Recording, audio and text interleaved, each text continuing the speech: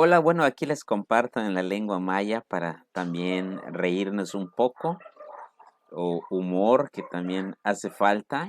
Pues bueno, les comparto esta imagen que está en Facebook y pues bueno, les voy a leer cómo se debe de pronunciar en la lengua maya. Kichkeleyum, kimin achangwal. Kichkeleyum, kimin achangwal. Entonces el significado es, Dios mío, está muerto tu hijito. Kichkeleyum, Kimen Achangual.